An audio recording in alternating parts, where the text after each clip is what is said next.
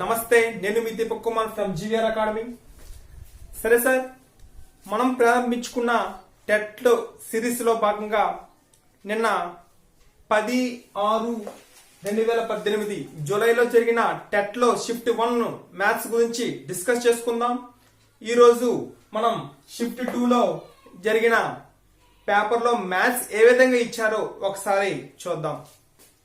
అయితే మనకి ఈ టెట్ అనేది ఓన్లీ టెట్ అభ్యర్థులకే కాదండి. ఈ మ్యాథ్స్ అనేది స్కూల్ అసిస్టెంట్ మ్యాథ్స్ వాళ్ళు చేసుకోవచ్చు, అలాగే ఎస్జిటి మ్యాథ్స్ వాళ్ళు చేసుకోవచ్చు. బేసిక్ మ్యాథ్స్ ఎవరైనా ఉన్నట్లయితే, నేర్చుకోవాలనే దృక్పథం ఉన్నట్లయితే వాళ్ళు కూడా ఈ టెట్ వీడియో అనేది ఉపయోగపడుతుంది. ఓకేనా? సరే సార్, ఈరోజు ఫస్ట్ క్వశ్చన్ చూద్దాం. 5 రూపాయలు మరియు 50 పైసల మధ్య గల నిష్పత్తి ఎంత అంటే రేషియోస్ అండ్ ప్రపోర్షన్స్ గురించి ఫస్ట్ సమ్ ఇచ్చారండి. చూడండి, 5 రూపాయలు లేదా 50 పైసలు అన్నారండి. 5 రూపాయలు అనేది ఫస్ట్ గా నిష్పత్తి అనేది ఏ విధంగా మనం చూసుకుంటాము అంటే రెండు కూడా ఒకే ప్రమాణాల్లో మార్చుకోవాలి. అది ఐదర్ పైసలు ఉంటే 2 పైసల్లో మార్చుకోవాలి, 2 అంటే 2 రూపాయల్లో మార్చుకోవాలి. అయితే 5 రూపాయల్ని పైసల్లో మార్చుకుందాం.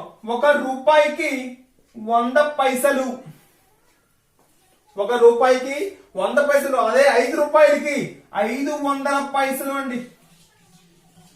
ఓకేనా? నిష్పత్తి అన్నాడు 50 పైసలు. అంతేనా? నిష్పత్తి ఎప్పుడు ఇది కూడా నిష్పత్తి అవుతుంది, కానీ కనిష్ట పదంలో చూపించే రెండు రాసులను కనిష్ట పదంలో పోల్చగలగాలి. అప్పుడు 10:1 is the right answer. అక్కడ ఆన్సర్ ఆప్షన్స్ లో ఏమేమి ఉంటాయి అంటే 500:50 కూడా ఉంటుంది, 50:5 కూడా ఉంటుంది, 10:1 కూడా ఉంటుంది. ఈ యొక్క మూడిట్లో ఏది sir right answer? This is the right answer. ఎందుకంటే ఇంతకు మించి కనిష్ట పదంలో రాయలేం. ఇది కూడా నిష్పత్తే, కానీ వాడు ఖచ్చితమైన నిష్పత్తి అడిగితే ఇది మాత్రమే రైట్ ఆన్సర్. ఓకేనా? నిష్పత్తి అంటే ఒకే ప్రమాణం గల రాసులను పోల్చటము, కనిష్ట పదంలో పోల్చటము. సరే సార్, నెక్స్ట్ బిట్. దీని ఆన్సర్ ఇచ్చేసి 10:1.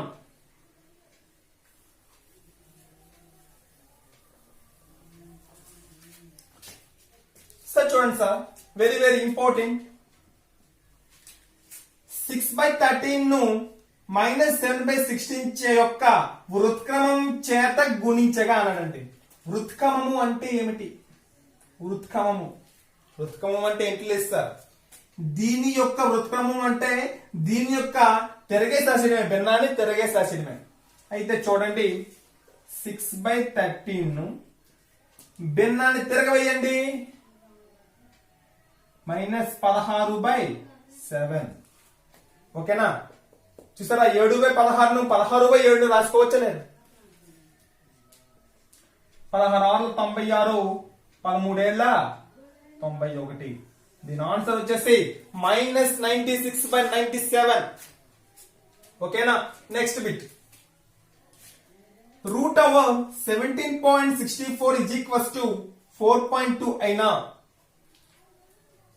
√0.00171664 యొక్క విలువ ఎంత అన్నాడండి.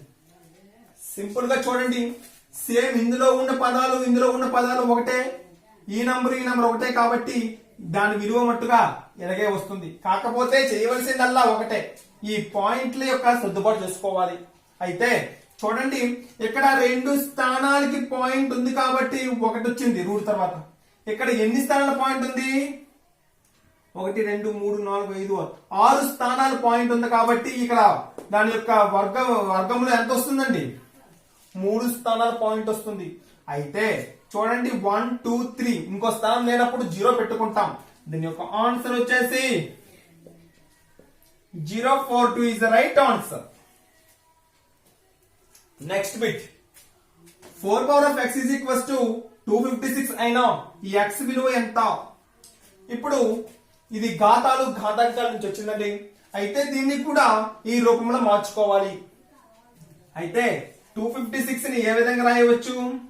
16 into 16 4 square into 4 square అంటే 4 power of 4 గా రాయొచ్చా లేదా? అయితే 4 power of 4 is equals to 4x. భూములు సమానంగా ఉన్నాయి కాబట్టి ఘాతాలు కూడా మనం సమానంగా చేసుకోవాలి. అంటే x is equals to 4. దీని వాల్యూ ఎంత? x is equals to 4. అయితే కాప్ రేఖ స్థిరాంకం అంటే ఏమిటి? Very very important. ఈ పేపర్ అంతా చక్కగా ఇచ్చాడండి. కాప్ రేఖ స్థిరాంకం అంటే ఏంటంటే ఏదైనా 4 అంకెలు తీసుకోండి.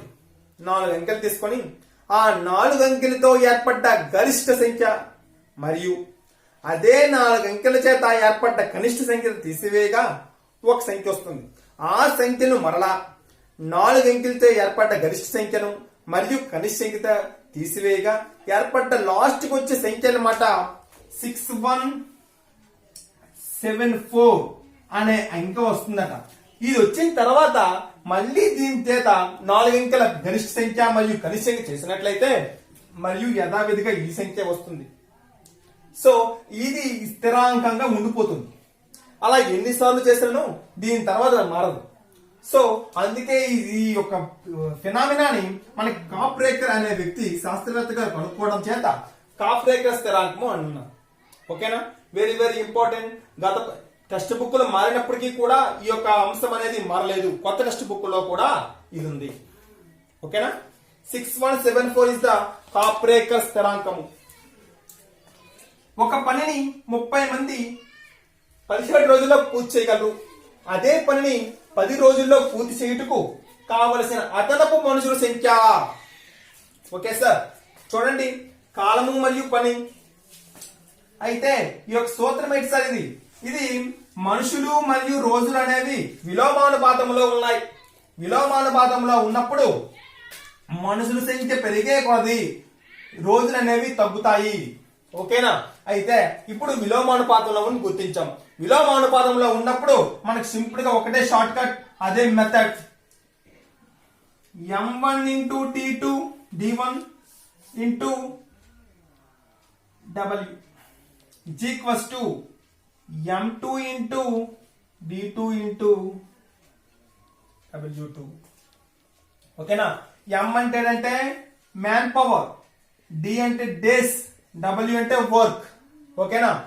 1 అంటే ఫస్ట్ ది, 2 అంటే సెకండ్ ది. ఓకేనా? సో m1 అంటే ఏంటండి? 30 మంది 17 రోజులు ఒక పని. నెక్స్ట్ మనుషులు తెలియదు, మ్యాన్ పవర్ తెలియదు. డేస్ 10 డేస్ అదే పని అన్నాడు కాబట్టి ఇటు పక్క వస్తుంది.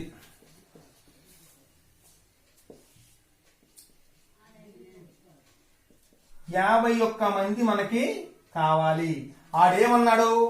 అదనపు కావలసిన అదనపు మనుషుల సంఖ్య ఎంత అన్నాడు. ఆల్రెడీ 30 మంది ఉన్నారు, మొత్తం కావాల్సిన 51 మంది. అదనపు మనుషుల సంఖ్య ఎంత అంటే 21 మంది.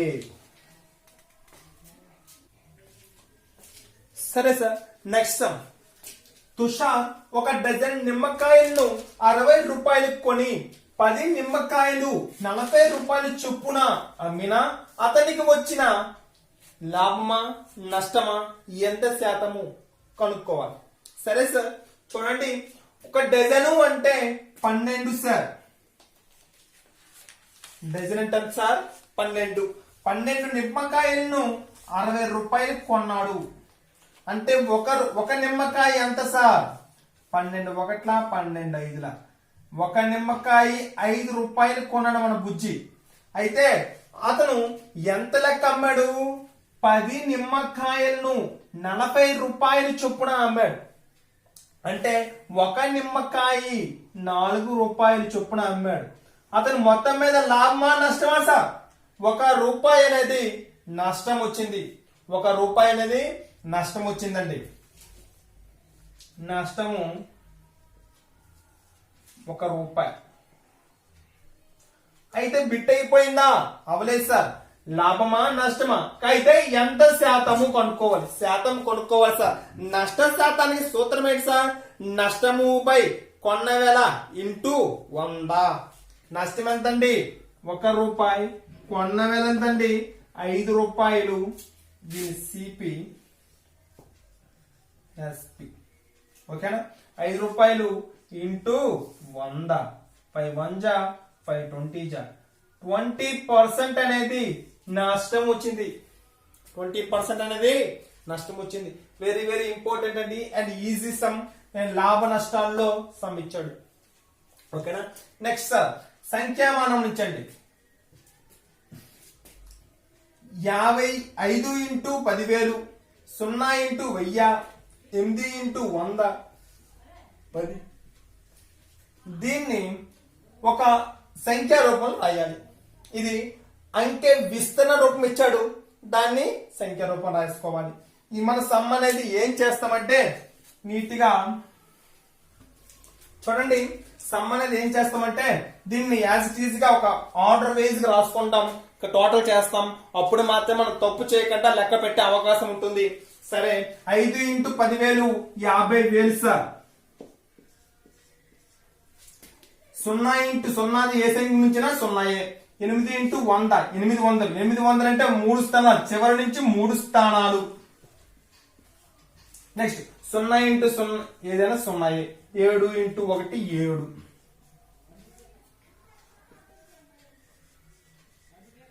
ఈ విధంగా మనం చేసుకుంటాం. ఓకేనా? 50,807 50,807 అనే అంకెను మనం రాసుకుంటాం. ఓకేనా? సరే సార్. నెక్స్ట్ సమ్ చూడండి. ఇది బాజనీత సూత్రంలో సమ్ అండి. చూడండి 7 2 5 4 స్టార్ 9 8 అనే సంఖ్య ఓకేనా 22 చే నిశేషంగా భాగించబడిన స్టార్ స్థానంలో ఉండే అంకె ఎంత అంటే చూడండి బాణీ సూత్రంలో ఉండే సమ్ 22 అనేది 22 యొక్క బాణీ సూత్రం మనకు తెలుసా? తెలీదు. అయితే 22 యొక్క బాణీ సూత్రం తెలిస్తే మనం ఈ విధంగా పెట్టవచ్చు. చూడండి 22 ప్రతి సంఖ్య బాణీ సూత్రం ఉంటుంది. 22 యొక్క బాణీ సూత్రం ఏంటి? 22 ఏ విధంగా రాయవచ్చు? 2 ఇంటూ 11 రాయొచ్చా లేదా? 2 యొక్క బాణీ సూత్రము 11 యొక్క బాణీ సూత్రము తెలిస్తే పెట్టవచ్చు. ఇచ్చిన సంఖ్య అనేది 2 చేత 11 చేత నిశేషంగా భాగించబడితే ఆ సంఖ్య అనేది 22 చేత నిశేషంగా భాగించబడుతుంది. ఓకేనా? అయితే 2 యొక్క బాణీ సూత్రం ఏమిటి? చివర అంకె చివర 1ల స్థానంలోని అంకె అనేది సరి సంఖ్య అయితే 2 చేత నిశేషంగా భాగించబడుతుంది. 0 2 4 6 8 ఈ యొక్క అంకెల్లో ఏదైనా సరే 1ల స్థానంలో ఉన్నట్లయితే ఆ సంఖ్య అనేది 2 చేత నిశేషంగా భాగించబడుతుంది. అయితే 11 యొక్క బాణీ సూత్రం ఏమిటి? 11 యొక్క బాణీ సూత్రం అంటే ఇచ్చిన సంఖ్యలోని అంకెలు బేసి స్థానాల మొత్తము సరి స్థానాల మొత్తం యొక్క భేదం అనేది 11 లేదా 11 యొక్క గుణిజాల్లో ఏదో ఒకటి అయినట్లయితే ఆ సంఖ్య అనేది 11 చే నిశేషంగా భాగించబడుతుంది. అయితే ఈ 2 యొక్క చివర 8 ఉంది కాబట్టి 2 చే భాగించబడుతుంది. ఇప్పుడు 11 యొక్క బాణీ సూత్రం వర్తిస్తుందో లేదో చూద్దాం. దీంతో మనకి అది భాగించబడుతుంది తెలిసిపోతుంది. సో దీని వల్ల ఈ స్టార్ అనేది మనం ఏటొడుతుందో మనం గమనించవచ్చు. ఓకేనా? అయితే 11 కావాలంటే ఫస్ట్ బేస్ స్థానం తీసుకుందాం. 1 3 5 7 ఈ యొక్క స్థానం మొత్తం 7 అంకెల సంఖ్య ఇది. 7 plus 5 plus x plus 8. Next సరి స్థానాలు 2 plus 4 plus 9 2 plus 4 plus 9 12 20 plus x 9 2 11 11 plus 4 15 అన్నాడు. 20 ప్లస్ x మైనస్ 15 ఇప్పుడు x ప్లస్ 5 వచ్చింది. అయితే మన 11 యొక్క భాజ్య సూత్రం ఏంటి? ఈ యొక్క వచ్చిన ఈ భేదం అనేది 11 గాని 11 యొక్క గుణిజాల్లో ఏదో ఒకటి గాని లేదా 0 గాని ఏదైనా ఒకటి అయినట్లయితే అది 11 చేసి భరించబడుతుంది. అయితే ఈ x ప్లస్ లో ఎంత ఉంటే మనం పాసిబుల్ అవుతుంది? 6 ఉంటే మనకి 11 వస్తుంది. So answer x is equal to 6. ఈ యొక్క స్టార్ ప్లేస్ లో ఉండవలసిన అంకి ఎంత అండి? 6. ఓకేనా? సరే సార్. Next some. ఈ సరేకియాలు కాని 5 బిందువుల గుండా గీయగలిగే రేఖల సంఖ్య ఎంత? సరేకియాలు అంటే ఏమిటో తెలియాలి. జామితి భవనం చూస్తామండి. జామితి యొక్క అంశం ఇచ్చాడు. సరేకియాలు అంటే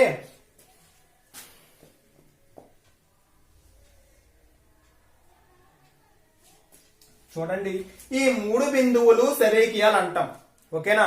ఇచ్చిన 3 బిందువులు ఒకే సరళరేఖ క్రమంలో ఉంటే అవి సరేకియాలు అంటాం. ఓకేనా? ఏదైనా సరేకియాలు కానీ అంటే ఎక్కడో బిందు ఉందనుకోండి. అలాగే 5 బిందువులు ఉన్నట్లయితే ఆ 5 బిందువులు గుండా గీయగలిగే రేఖల సంఖ్య ఎంత? దీనికి ఒక సింపుల్ షార్ట్ కట్ ఫార్ములా ఉంటుందండి. ఫార్ములా ఉంది. ఏంటా ఫార్ములా అంటే n ఇంటూ n మైనస్ 1/2 ఈ యొక్క రూపంలో ఉంటాయి. ఓకేనా? అంటే n అంటే ఎంత? 5 అండి. 5 ఇంటూ 4/2 1 జా 2 జా 10 రేఖలు గీయగలము. చూడండి, ఇచ్చిన సరేకియాలు అంటే ఇచ్చిన n బిందువులు ఉంటే n బిందువులు సరేకియాలు కానీ n బిందువులు ఉన్నట్లయితే వాటి గుండా మనం గీయగల రేఖల సంఖ్య n ఇంటూ n మైనస్ 1/2 రేఖలు గీయగలము. అంటే 10 రేఖలు అనేవి గీయగలము. Very very important. Easy, very important. Next ఓకేనండి. 45 డిగ్రీలు 90 డిగ్రీలు అనే మూలమట్టము యొక్క సరేకియా సౌష్ఠవం ఎంత? సరేకియా సౌష్ఠవం అంటే ఏమిటంటే ఫస్ట్ గా మనం 45 90 డిగ్రీల మూలమట్టం తీసుకుందాం.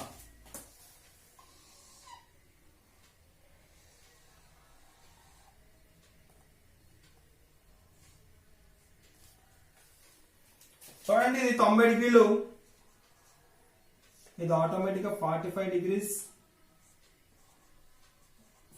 డిగ్రీస్ ఉంటుంది. అయితే చూడండి, వాడు దీని గుండా గీయగలిగిన సరేకి సౌష్ఠవం అంటే ఏంటంటే ఇచ్చేదాన్ని 2 భాగాలుగా చేసిన అది సమాన భాగాలుగా ఉన్నట్లయితే దాన్ని సౌష్ఠవం అంటాం. ఆ దీంట్లో కూడా ఓకేనా? అయితే ఒక సరేకి గీసినట్లయితే ఒక రేఖను గీద్దాం. ఇది ఎలాగుందో ఇది అలాగే ఉంది కాబట్టి ఇది ఒక రేఖ గీసాం. ఇంకో గీయగలమా? గీయలేము. కాబట్టి ఒకే ఒక సౌష్ఠవం గీయగలము. ఓకేనా? నెక్స్ట్ సార్, 18 సెంటీమీటర్లు 14 సెంటీమీటర్ల భుజం కలిగిన త్రిభుజంలో 3వ భుజం కలగా ఉండేది ఏంటి అన్నాడండి. సార్, త్రిభుజ ధర్మాలు అనేవి మనకు ఉన్నాయి సార్. త్రిభుజ ధర్మాలు ఉపయోగించుకొని ఈ యొక్క 3వ భుజం అనేది ఏమి ఉండవచ్చో మనం చూసుకుందాం. అంటే త్రిభుజ ధర్మాల్లో భుజాలు అనేవి ఏ విధంగా ఉండాలి అంటే ఇది ఏ భుజం అనుకో, బి భుజం అనుకో, సి కావాలి అనుకోండి. ఏ ప్లస్ బి అనేది త్రిభుజంలో మొదటి 2 భుజాలు అనేవి కలిపితే 3వ భుజం కంటే ఎక్కువగా ఉండాలి. ఓకేనా? 3వ భుజం కంటే ఎక్కువగా ఉండాలి. అలాగే ఈ 4 ఆప్షన్ లో చూడండి వర్తించి చూద్దాం. 18 + 14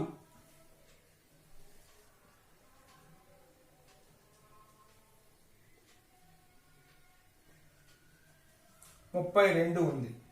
సో 32 అనేది ఈక్వల్ గా ఉంది కాబట్టి వర్తించదు, ఎక్కువ ఉండాలన్నాడు.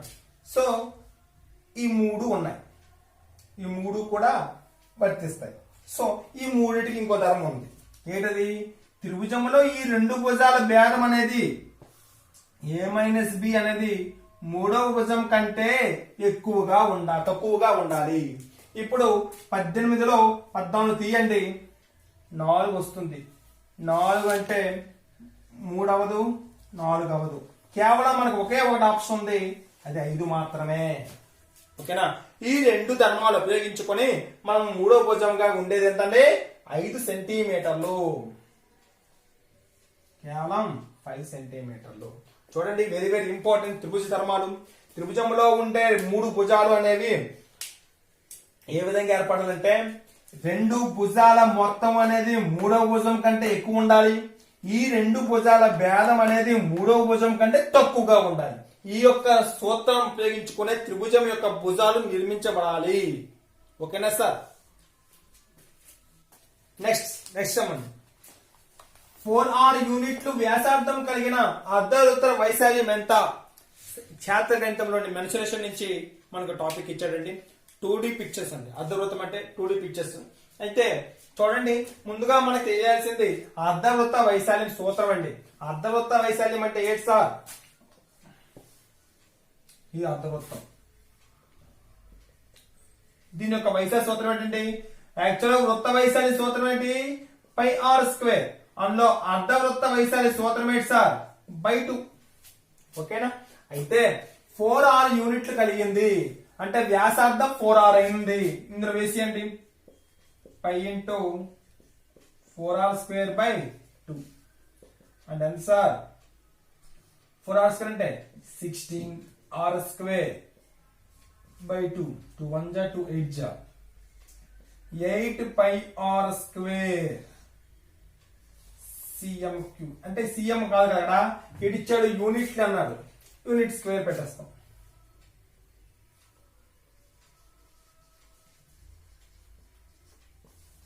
ప్రమాణాలు వెరీ వెరీ ఇంపార్టెంట్ అండి. ప్రమాణాలు వెరీ వెరీ ఇంపార్టెంట్, చూసి గమనించండి. అర్ధవృత్తంగా వైశాల్య సూత్రం ఏంటంటే πr²/2. అయితే ఆ వ్యాసార్థం ఎంత ఇచ్చారు sir? 4r. 4r place search చేయండి. 4² అంటే 16². 16 4² అంటే r². 2 1 = 2 8 = 8πr² యూనిట్స్ అండి. ఓకేనా? ఈ విధంగా మనం ఆ సమ్ చేయగలం.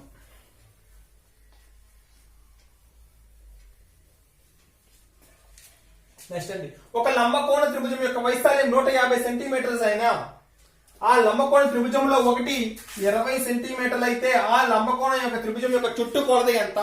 చుట్టుకొలత కావాలి అంటే మనకు 3 భుజాలు తెలియాలి. ఓకేనా? 3 భుజాల్లో కేవలం మనం ఒకటి మాత్రమే తెలుసు, మిగతా 2 భుజాలు తెలుసుకోవాలి. మిగతా 2 భుజాలు తెలుసుకోవడానికి మనకి ఇచ్చిన హింట్ వర్డ్ ఏంటంటే త్రిభుజం యొక్క వైశాల్యం 150 సెంటీమీటర్లు ఇచ్చాడు. దీంతో మనము లంబకోణ త్రిభుజం ఒక భుజం కనుక్కోవచ్చు. ఏ విధంగా కనుక్కుందాం? లంబకోణ త్రిభుజం యొక్క వైశాల్యం అనేది ½ × b × h = 150. మనకి 20 ఇచ్చాడు, 20 ఎందుకు భూమి వేసుకోండి, 150.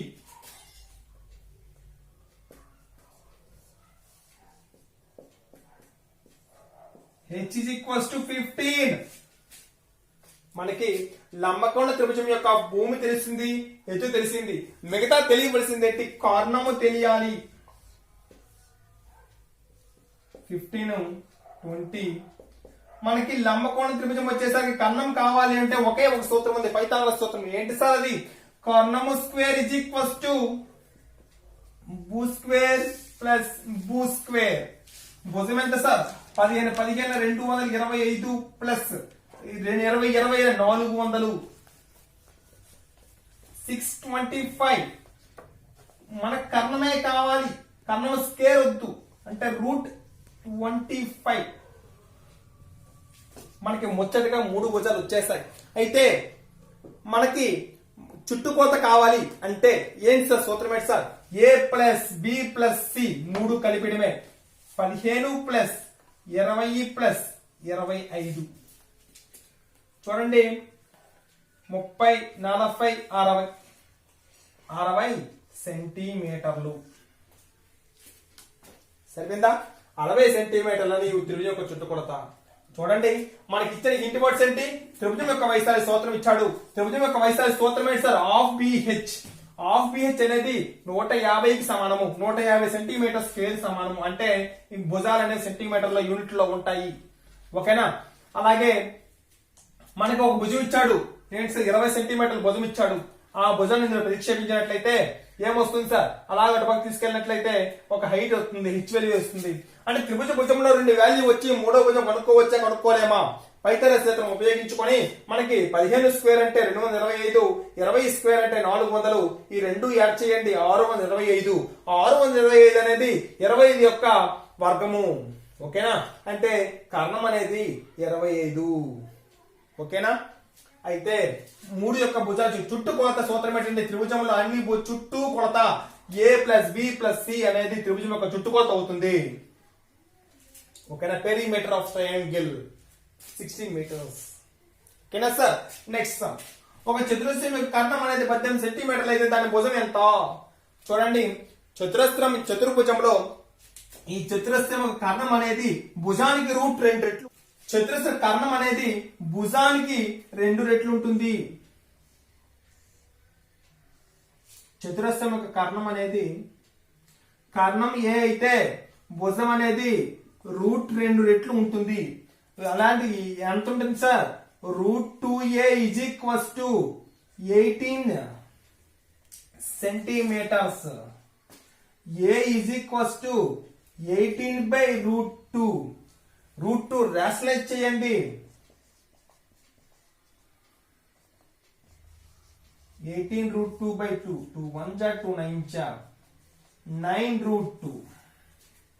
9√2 అనేది దాని భుజం అండి. ఓకేనా సార్? సరే సార్. నెక్స్ట్ సమ్ ఒకసారి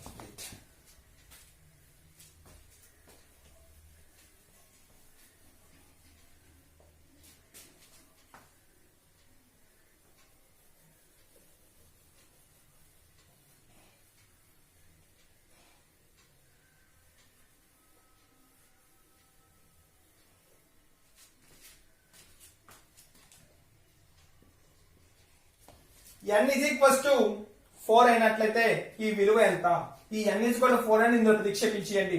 4 పవర్ ఆఫ్ 4/4 ప్లస్ 4³/2 ప్లస్ 4²/4. చూడండి, ఇక్కడ 4 4 లో ఒక 4 పోతే 4³ ఉంటుంది. 4³ వాల్యూ ఎంత సార్? 4 4 16 16 64. 4/64/2 అంటాం సార్ 32. నెక్స్ట్ 4 స్క్వేర్ లో ఒక 4 పోతే 4. చూడండి, 36 ప్లస్ 64 100 సార్. ఆన్సర్ 100. సింపుల్ లెక్క. 2/3x minus 1/2x is equals to 4 అయినా x విలువ ఎంత? x విలువ ఎంత సార్? చూడండి, x వాల్యూ కనుక్కోవాలి. ఇక్కడ చేస్తాను చూడండి. 2/3x minus 1/2x is equals to 4 అయితే LCM ఎంత సార్? 6.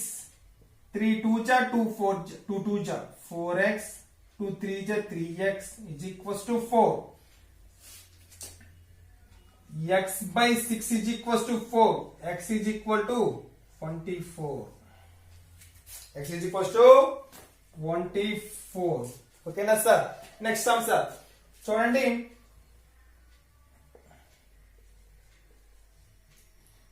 x 2x 4x యొక్క మధ్యగతం 12 అయిన దత్తాంశం యొక్క అంక మధ్యం ఎంత అండి? అంక మధ్యం అన్నా సగటు అన్నా ఒక్కటే, యావరేజ్ అన్నా సరాసరి అన్నా ఒక్కటే. చూసుకోండి, మనకి ఇచ్చిన అంక మధ్యం కొనుక్కోవడానికి ముందుగా మనం x వాల్యూ కొనుక్కోవాలి.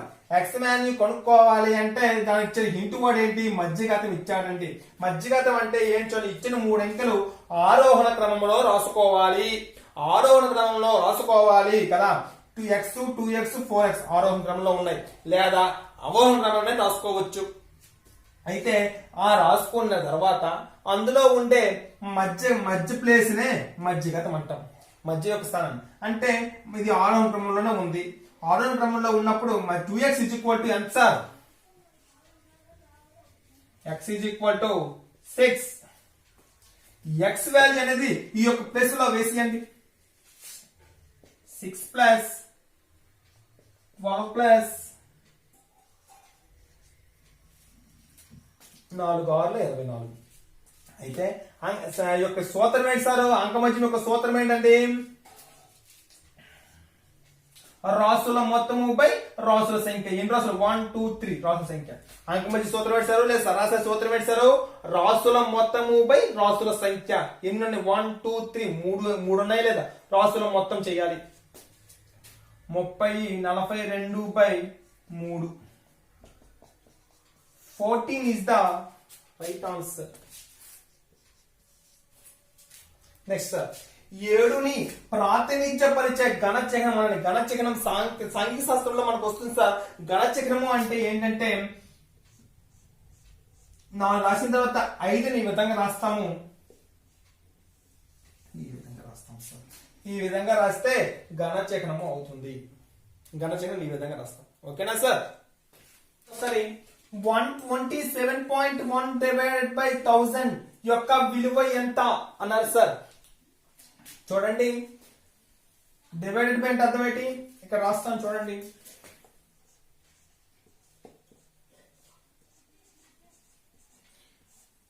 మూడు సున్నాలు ఉంటే 3 స్థానాల ముందుకు వస్తుంది.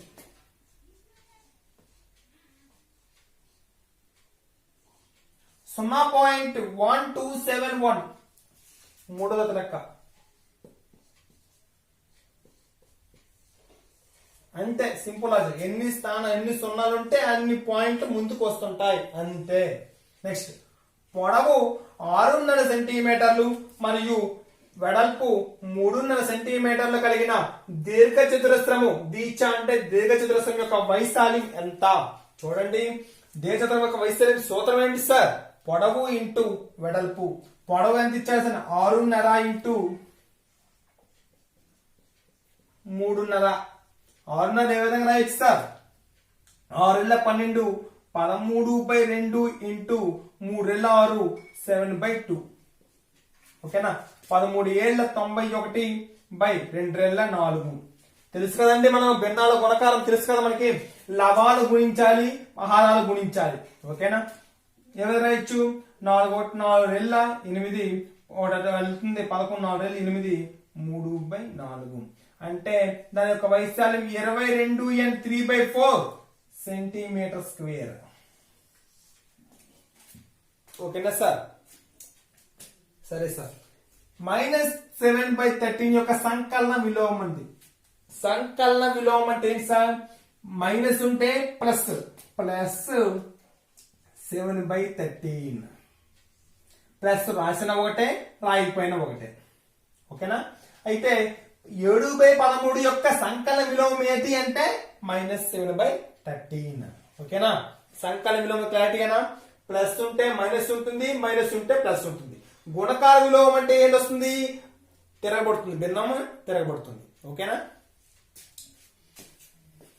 చూడండి, విచలన పద్ధతిలో అంక మధ్యం కనుగొన్న సూత్రంలో ఏ విలువ ఎంత అన్నారండి. ఏ అంటే దేని సూచిస్తుంది అన్నారండి. అయితే విచలన పద్ధతిలో అంకాని సూత్రం ఇదండి. అయితే ఇందులో ఏ దేన్ని తెలుపుతున్న పద్ధతిలో ఏ అనేది దేన్ని తెలుపుతుంది అంటే ఎస్యూమింగ్ అండి. అంటే ఊహించిన సగటు.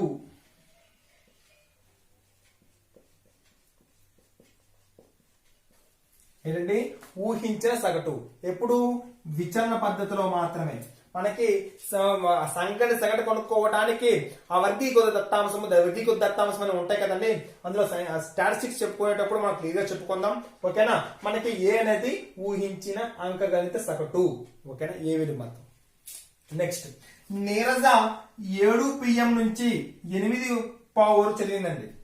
7 గంటల నుంచి రాత్రి పిఎం అంటే మనకి రాత్రి వస్తుంది. 7 గంటల నుంచి 8 వరకు చదివింది. ఆమె చదివిన సమయం ఎంత అన్నారండి. ఇప్పుడు 8:15 అంటే 8 గంట 15 నిమిషాల నుంచి 7 గంటలు తీసివేసినట్లయితే 1 గంట 15 నిమిషాలండి. 1 గంట 15 నిమిషాలు అంటే 1 గంటకి ఎన్ని నిమిషాలండి? 60 నిమిషాలు 15 నిమిషాలు. టోటల్ గా 75 నిమిషాలు ఆమె చదివింది. ఆమె చదివిన సమయం ఎంత అంటే 75 నిమిషాలు అనిపిస్తుంది. ఓకేనా సార్? సరే సార్, ఈరోజు 10వ తేదీకి జరిగిన జూలై 10వ తేదీ జరిగిన షిఫ్ట్ 2లో జరిగిన మ్యాథ్స్ కంటెంట్ అంతా పూర్తిగా మనం అందించడం జరిగింది. ఇది అనేది అందరికీ కూడా ఉపయోగపడుతుంది. ఓకేనా సార్? ఇంకా మరిన్ని వీడియోలు మీకు అందించడానికి మేము సిద్ధంగా ఉన్నాం. దయచేసి మీ సహకారం కూడా రావాలి. వీరంత ఎక్కువ మందికి షేర్ చేసి అందరూ కూడా దీన్ని విజయవంతం చేస్తారని మరీ కోరుతున్నాం. Please do subscribe. Stay tune GVR academy.